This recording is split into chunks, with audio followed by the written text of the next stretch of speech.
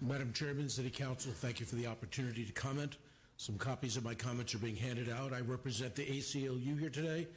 I have an intrusive kind of arthritis, and I use city facilities to help with that, and I really appreciate you being supportive of physically challenged citizens of the city. 50 years ago, in June 1964, I was in the gallery of the United States Senate when that council voted to end a filibuster by segregationist senators and pass the Civil Rights Act. This moment in Houston's history, this city hall and this chamber has the same smell of history and opportunity as our nation's capital had that day.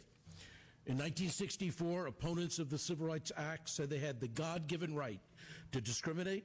The government should not force people to associate with oddly hued citizens, and besides, government cannot legislate morality.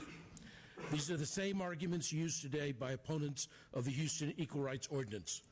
The ordinance you consider today is grounded in the God-seeking of all the world's religions that require us to see the divine in each human being and respond with compassion and love, and today to respond with legislation. I see Houston as an international city where people of every imaginable color, physical ability, gender orientation, and culture find a home and build what President Reagan would call a city on a hill, his image reflecting the Sermon on the Mount. That city on a hill is not a geological formation, rather is a civic covenant. You have the chance today to make Houston such a shining beacon of American values. Hold on. Thank you. Thank you, Craig. 1 second. Vice Mayor Pro Tem Davis. Thank you, sir, for coming out. I see in your fourth paragraph, you mentioned that you lobbied for what we know as today the Civil Rights Act of 1964.